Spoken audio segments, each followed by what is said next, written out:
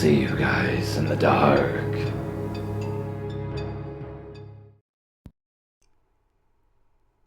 I live in the southern United States, and I am a paramedic. Since I was in high school, I've been involved with emergency medical services and the volunteer fire service. During that time, I have seen many things that I can't explain, even till this day. I had a ton of exposure of anger and violence towards everyone that I came across. I have been attacked in many ways by mental patients who did not want to be held down, even plowed by patients. I have been stabbed by a guy with a needle during a DUI check. This incident was much worse, though. My partner almost got hurt, and nothing was done about this guy attacking us. It was sometime in November. I worked for a popular ambulance company for a little while. We worked around the area of Tennessee. It was fun doing what I did. Usually we had a call or two a day, taking the sick or the hurt to the hospital. Many calls would deal with drugs, sometimes even domestic violence cases. The night was dark and rainy. We were called to assist a 911 call. We heard over the intercom that the woman was not responsive, so we sped off that way. We usually worked with EMTs. That night, we had a 6-month pregnant EMT.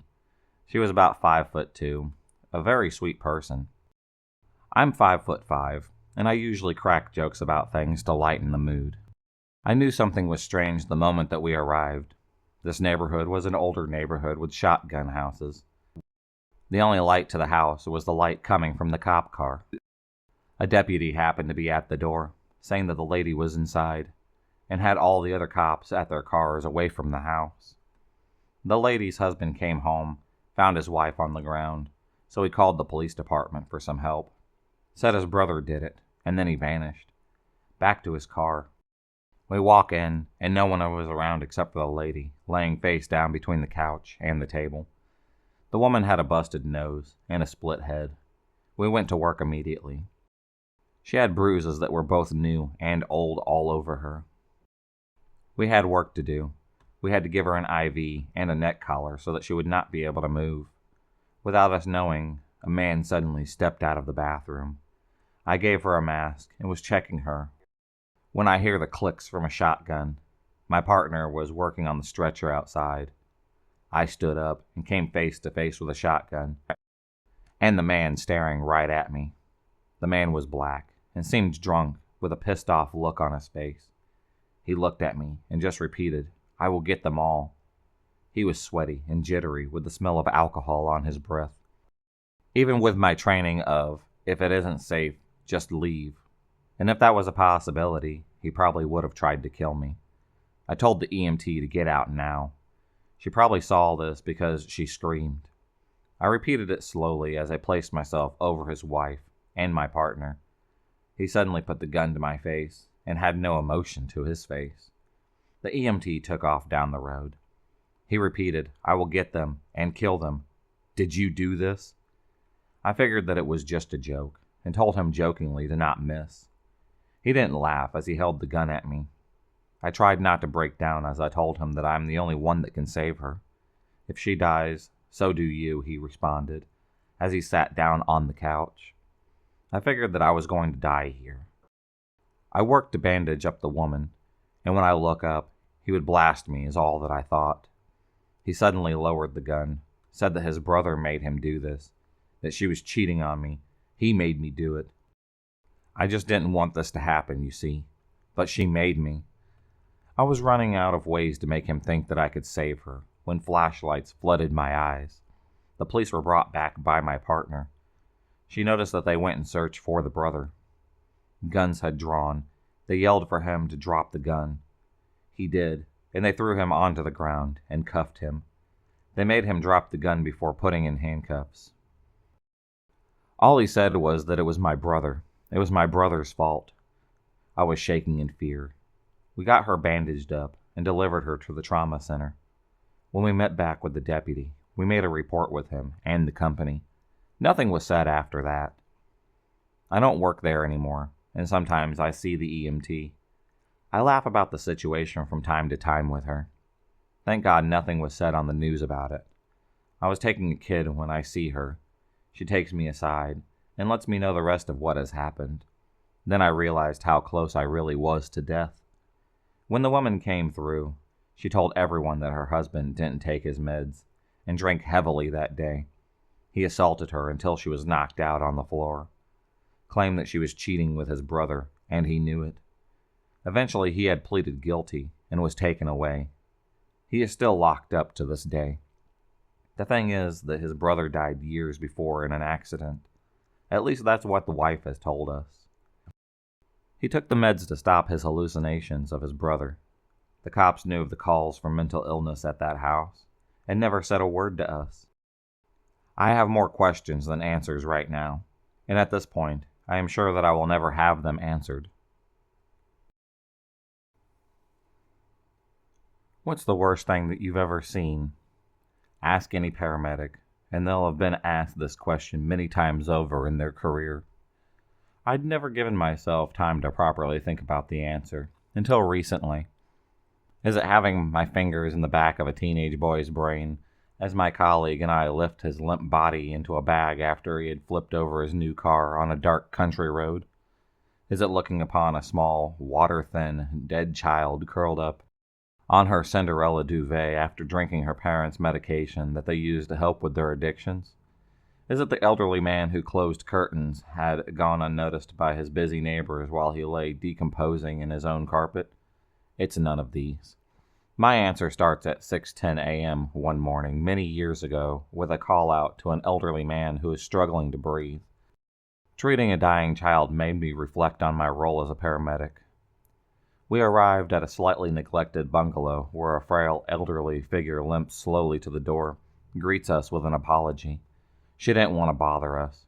Her husband is slumped in front of the room.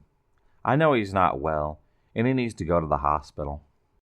The woman who answered the door is visibly shaken on hearing this news, but she finds solace in starting preparations for her beloved husband, Bert, to leave for the hospital. He needs clean pajamas and toothbrush, and after finally rubbing his chin, he will need his razor too. I give Bert some oxygen and start to think that if we don't get him to the ambulance quick, he will collapse. Mavis, his wife, returns tearful with her husband's belongings. I talk to her to try to convey the seriousness and urgency of the situation. Bert is stoic in his responses, telling his wife he will be fine, but he is kind too. Reminded Mavis of how much he loves her. Mavis is proud. They have been married for more than 60 years, she says, as she ambles away again. I look around the room at faded photos of many generations of their family. He tells me that they are all dead now, even their son who died young. I talk with him and reassure him that we are going to the hospital soon. She is the love of my life, he says, between tiring breaths. There has never been anyone else. I remember his soft, slow words perfectly, and the telling look in his eyes. He knows he's not coming home again. I worry that we are taking too long. He needs to be in the hospital quickly. I don't want him to die in my ambulance. His wife is elderly and frail, and accompanying her husband to the hospital isn't an option.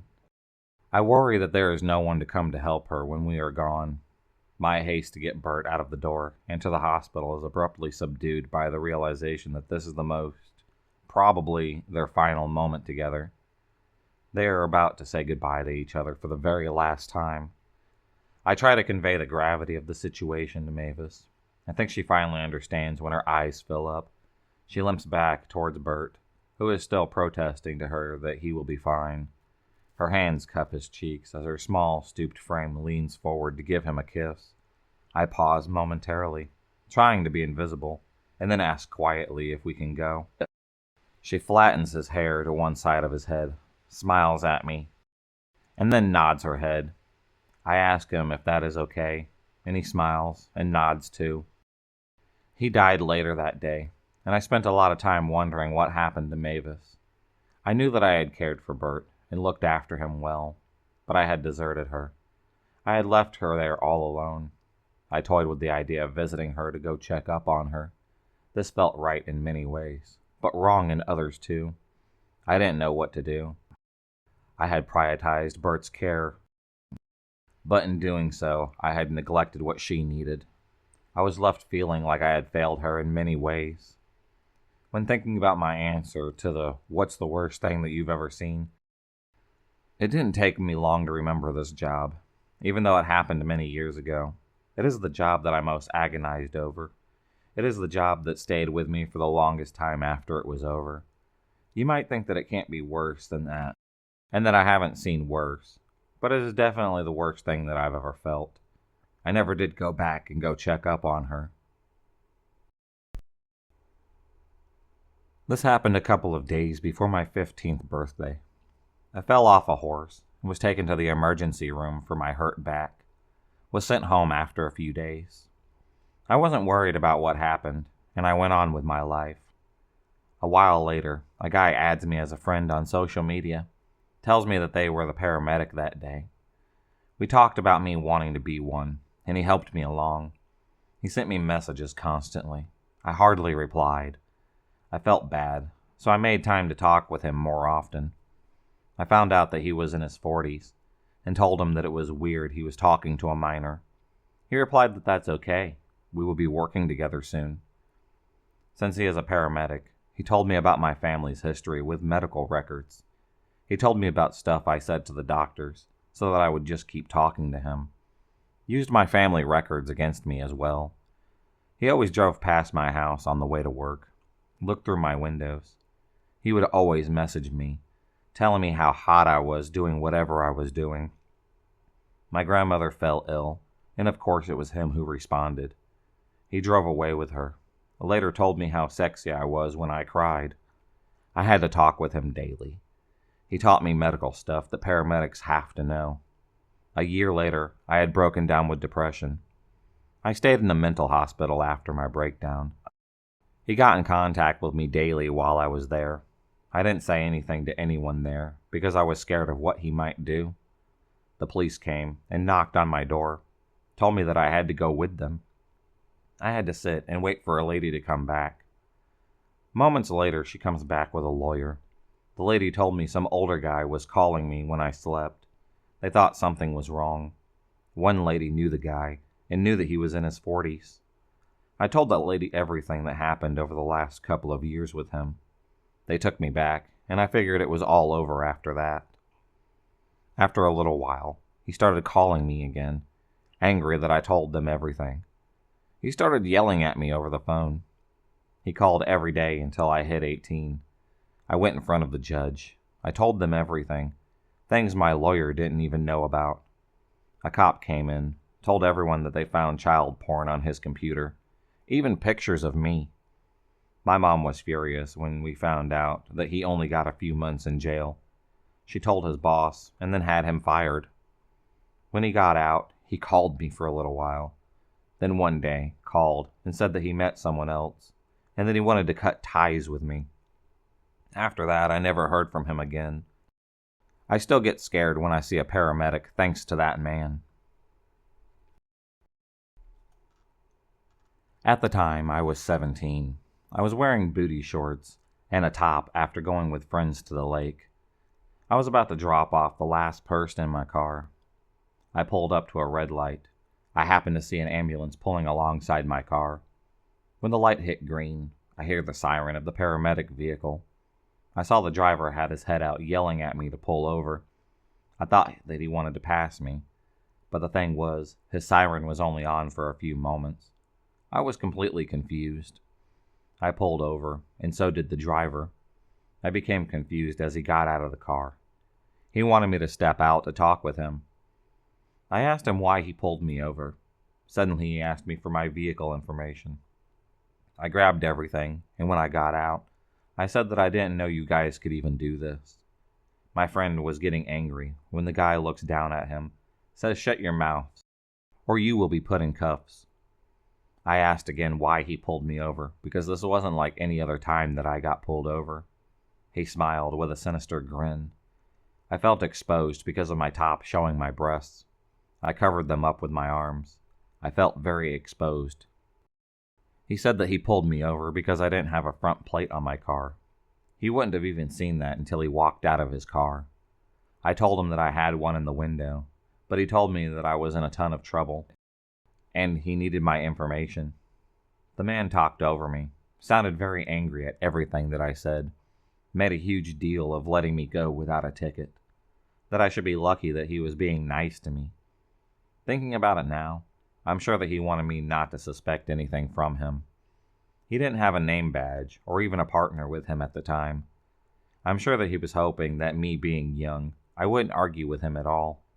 I'm sure that my friend, being a witness, stopped anything bad from happening to me that day. I went home thinking about the whole situation, wondering what was really going on. I was living alone and didn't really have anyone to explain things to. I calmed down when I remembered that I didn't change my address when I moved. Mind you, this was in the 90s, so there was no major database to keep track with. This is the worst medication error that I have ever seen as a paramedic. Medication errors are unfortunately a common occurrence both in and out of the hospitals by regular, competent, and incompetent medical clinicals, such as the registered nurses, doctors, and paramedics. The reason for medication errors involve a multitude of events that culminate in accidents. When you consider the long hours and chronic fatigue that most healthcare workers are employed, overall stress of the job, and night shift, it is surprising that there aren't more medication errors. This is the worst error that I have ever witnessed. We attended a lovely lady in her early 90s who appeared to be well and healthy. The registered nurse at the nursing home gave me the blister pack, which had dozens of odd medications, which had been administered to the patient about an hour beforehand. I read through the list. Digoxin, Slow K, a variety of antidepressants. All seemed relatively normal. Okay, I say. So she's had her medication today? What seems to be the problem? Well, the nurse looks at me a little sheepishly. Well, that's just it. These aren't her medications. So, it turns out that this lady has been given a total of 12 medications from a blister pack that was not her own. To make matters worse, she is allergic to ACE inhibitors. Fortunately, our patient was fine in the end. But a very simple mistake could have easily had fatal ramifications. If you enjoyed this video, please subscribe, like, and hit the bell for notifications on future videos and become a stalker of the night. And I'll see you next time.